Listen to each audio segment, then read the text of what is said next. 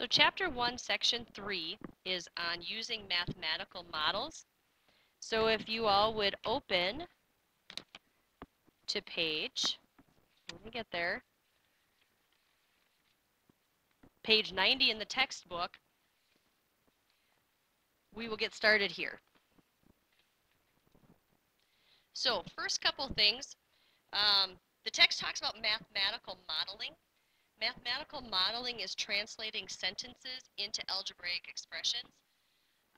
In other words, you're going to take an English worded sentence and you're going to make a math problem out of it. A verbal model is going to be setting up an equation using words. So take a look on page 80 at example number 1, using a verbal model. It says you accept a job with an annual income of $32,300. This includes your salary and a year-end bonus of $500. You are paid twice a month. What is your gross pay before taxes for each paycheck? Okay, so if you look at the verbal model underneath, you'll see an example of what they're meaning by this. Your income for a year is equal to your 24 paychecks times the amount of each, plus you are getting paid a bonus. Okay, that then is going to translate down below into the equation that you see. 32,300 is equal to 24x plus 500, and then of course it can be solved. So when they're asking you in your homework for a verbal model, you're supposed to be giving a sentence. Well, it's an equation made up of words. Okay, so your mathematical or your algebraic model has the numbers in it, a verbal model has words. Now, in order to transfer some of these problems into algebraic expressions or even the verbal models, there's a few of those key words from your past that you need to remember. These are often forgotten, so I put them on this slide so you'd have them in your notes. You can quick reference back to them. Sum, of course, is the term for adding. Difference means subtract. Product, multiply. Quotient, divide. You've heard these your whole life, but we end up forgetting them anyway. Couple more things that you will see that you maybe won't remember. We did review them, I believe, back in P1, but natural numbers, and we talked about them before, is also being called counting numbers. Remember, begin at 1 and they will go up in the positives only. Consecutive is another word that I think you know, but I wasn't sure, so I decided to put that on here. And consecutive means they are in a row. So consecutive numbers, for example, are 1, 2, 3, 4, things that don't skip any in between.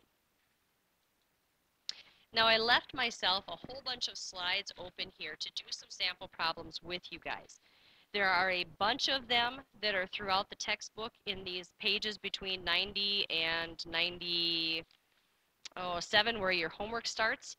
If you guys would turn through them and look, you'll notice that at the top of page 91 it has a box that not only has the sum, difference, product, quotient words that I gave you, but a few other phrases that tell you when you are adding, subtracting, multiplying, or dividing.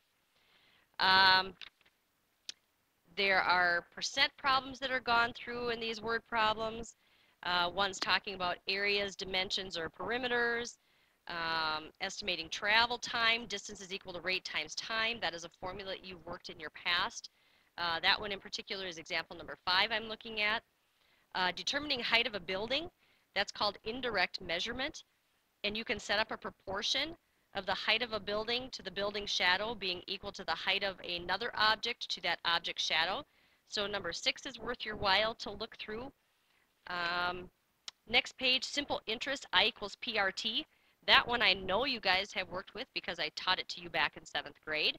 So just look back through that one. Remember, any of these percent problems that you work with, don't forget to turn your percent into a decimal before you work it in the problem. Also on page 95, you'll notice a lot of our common formulas that you're going to be working with. Some of the story problems in your homework are going to be talking about these topics, so you will need to refer back to page 95 because I doubt that most of you have them memorized. Underneath the formulas for perimeter, circumference, and volume, there are miscellaneous common ones like temperature conversions. Again, the simple interest one is listed there. Also, the compound interest one is there, and that distance d equals RT is listed there as well. So page 95 is going to be a nice reference page for you when you're doing your homework problems. Now, a few of them that I decided to pull.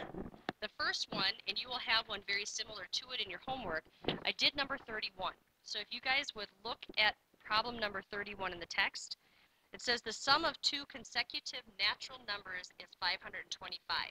Find the numbers. So what's the part that's unknown? Well, it's the two numbers. So let one of the numbers be x and another one of the numbers be x plus 1. If they're consecutive, x would be the first one, and one more than that is going to be the one right next to it. Now it tells us that the sum of these numbers is 525. So sum again means add. So take one plus the other and set it equal to 525. And now you just have to work your solution. X plus x is 2x. And then get rid of your 1.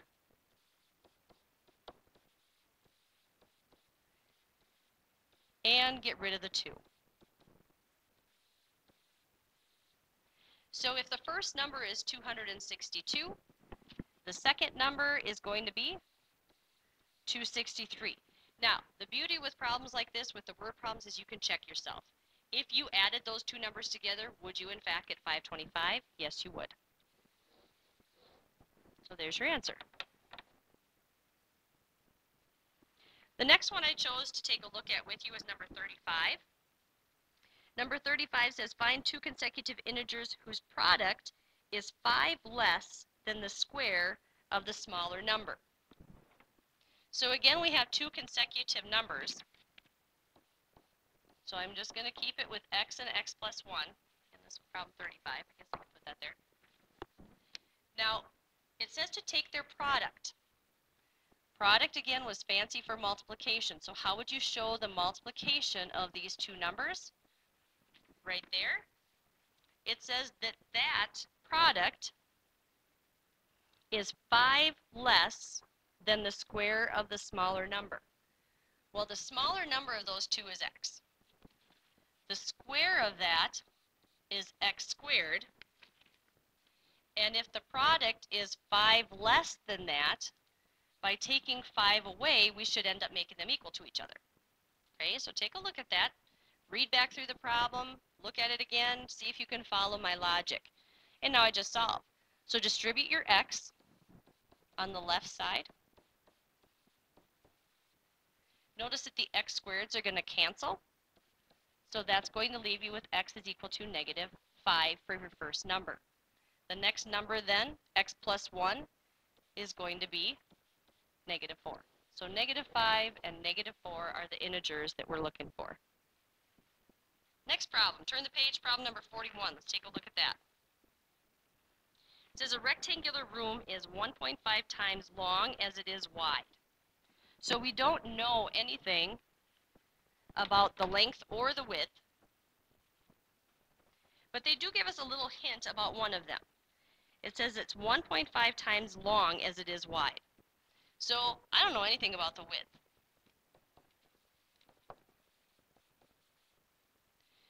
But it does tell me that the length is 1.5 times that. So 1.5 times the width can represent our length. Now, it says its perimeter is 25 meters. Okay, so first draw a diagram that gives a visual representation of the problem. So width is W, length is 1.5 W, and perimeter, remember, is all the way around it. So we need 2 of the widths and 2 of the lengths to get that perimeter. So whether you write it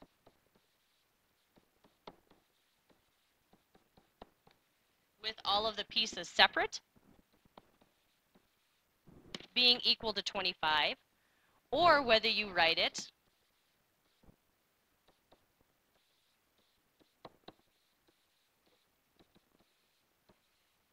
as 2 times each of those dimensions, it doesn't matter. Either way, it should solve to the same thing.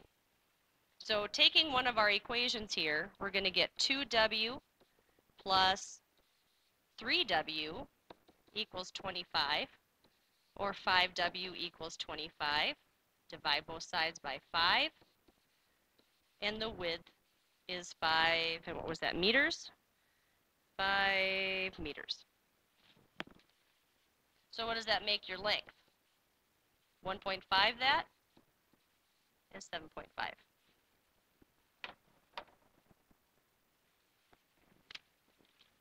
Okay, another one. This one is one of the shadow ones. Turn to page, oh, it's still on page 98. Look at number 51. Person who's 6 feet tall walks away from a flagpole toward the tip of the shadow of the flagpole. When the person is 30 feet from the flagpole, the tip of the person's shadow and the shadow cast by the flagpole coincide at a point 5 feet in front of the person. All right, so this one I think definitely needs a diagram to make sense of. So here's my flagpole. We don't know how tall the flagpole is. The problem says let it be H, a little flag.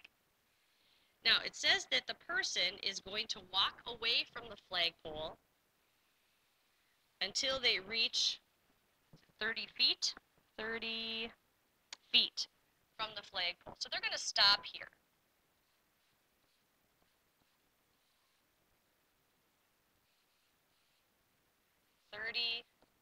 Feet from the pole. Now at that point, it said the flagpole's tip of the shadow and the person's shadow coincide 5 feet in front of the person. I'm going to do that with another color. So the flagpole shadow ends at the same place that the person's shadow ends, and it said that was 5 feet away. Problem also said that the person was 6 feet tall. Now, in indirect measurement, it tells us, again, as I talked about with that one example back in the lesson pages, the height of one object to the shadow of the object is equal to or proportional to the height of another thing and its shadow. Okay, so if we're looking for the height of the flagpole, what was the total height of the flagpole shadow? Well, it went all the way to the end, or 35 feet. That should equal or be proportional to the height of the person and the person's shadow. So 5H equals 210. Divide both by 5. H equals 42 feet for the height of your flagpole. You guys remember way back in 7th grade, we did a project with shadows and sunshine, I think.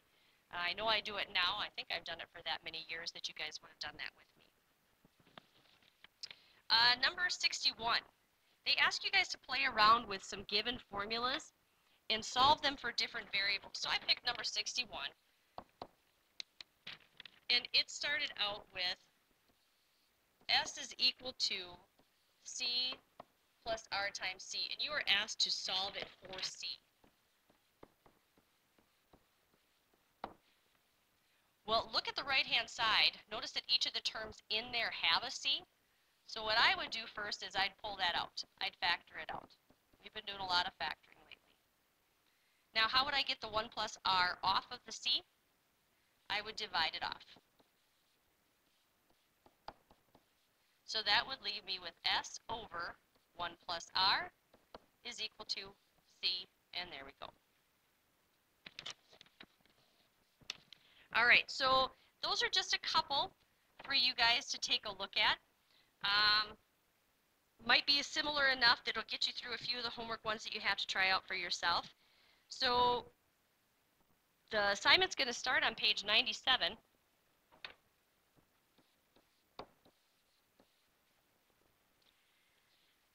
And I would like you guys to try pretty much all the evens here, from 4 until 72, the evens. Okay, so it's roughly 34-ish problems. Hopefully you get a good start on it. A few of them are really fast. Others might take you a little bit more time. And I just want to see how many of these you guys can muscle through.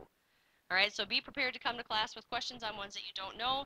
If you watch the video at night, you'll have all of class to work on some more with me right there. So I will see you guys in class.